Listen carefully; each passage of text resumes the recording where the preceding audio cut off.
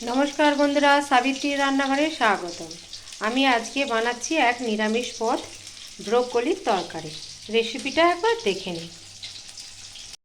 আমি এখানে একটা ব্রোকলি নিয়ে নিয়েছি। ব্রোকলিটাকে ছোট ছোট করে কেটে নেব। এই যে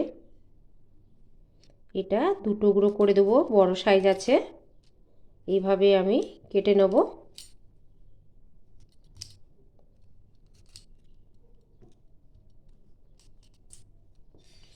সব একই সাইজের যেন থাকে, এইভাবে আমি টুকরো টুকরো করে কেটে নেব।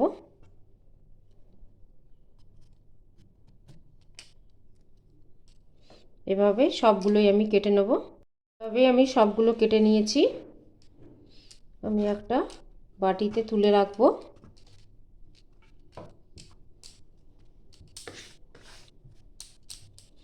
এবার আমি এগুলো আলুটা খোসা ছাড়িয়ে নিয়েছি। আলুগুলো আমি কেটে নেব।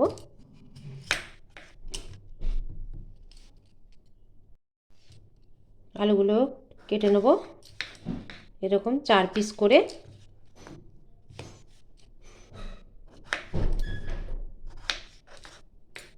আমি এখানে মিডিয়াম সাইজে দিয়ে সব কেটে নিয়েছি।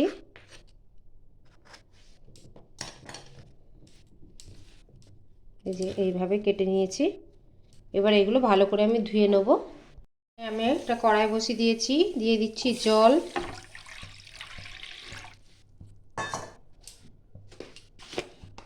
একটু লবণ আর ব্রোকলিগুলো আমি সিদ্ধ করে নেব।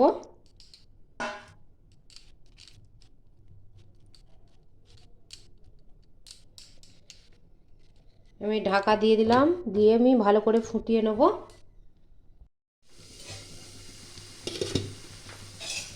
ব্রোকলিগুলো জলটা ভালো করে ফুটে গেছে, কালারগুলোও চেঞ্জ হয়নি। আমি এবার তুলে নেব।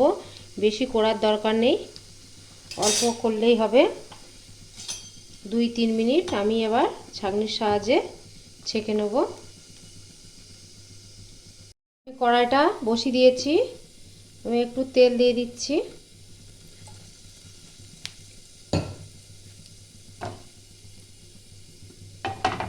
তেল দিয়ে আমি আলুগুলো ভালো করে একটু লাল লাল করে ভেজে নেব।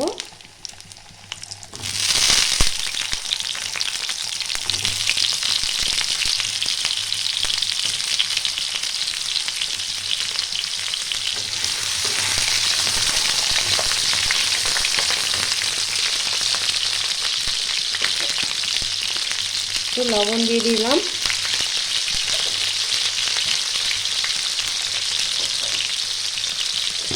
একটু হলুদ দিয়ে দিলাম, দিয়ে একটু লাল লাল করে আমি ভেজে নেব।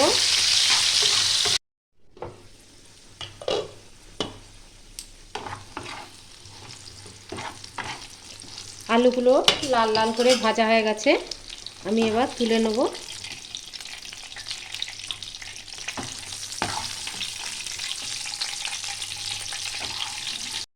এবার আমি ব্রোকলিগুলো ভেজে নেব।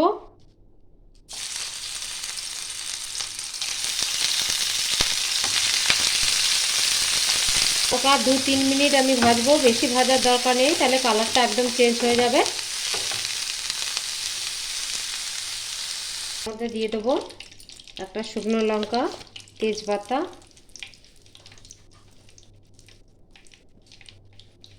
একটু জিরে,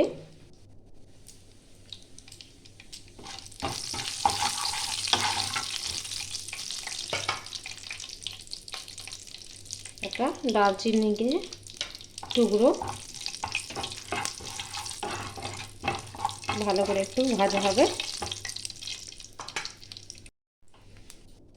ভাজা হয়ে গেছে এটা। এবার আমি আদার আর জিরের পেস্ট দেবো।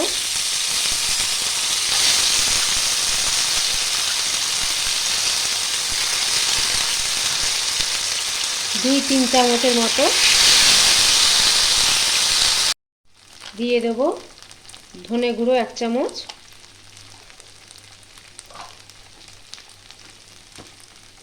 হলুদ 1 চামচ,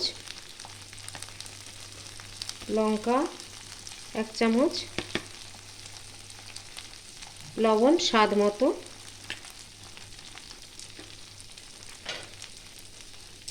টমেটো একটা কুচিয়ে রাখা, দিয়ে এটা ভালো করে আমি কষিয়ে নেব।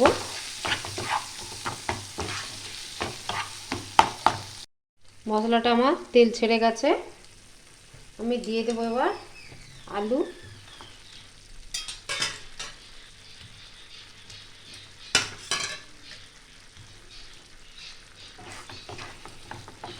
আলুগুলো দিয়ে আমি একটু নাড়াচাড়া করব। আলুগুলো ভাজতে ভাজতে এমনিতেই সেদ্ধ হয়ে গেছে, আলুগুলো সেদ্ধ হয়ে গেছে। 1 মিনিট আমি একটু নাড়িয়ে চাড়িয়ে নেব। আমি এবার জল দিয়ে দিচ্ছি।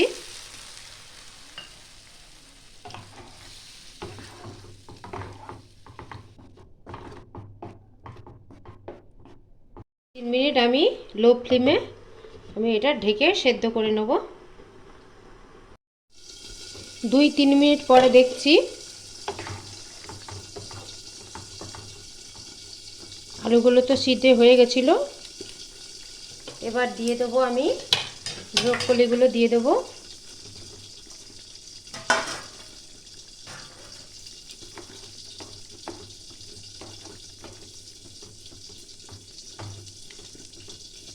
একটু নাড়িয়ে চাড়িয়ে নিতে হবে।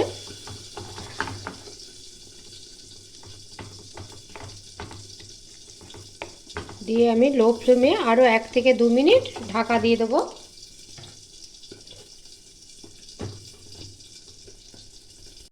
উপর থেকে আমি একটু গরম মশলা ছড়িয়ে দেবো।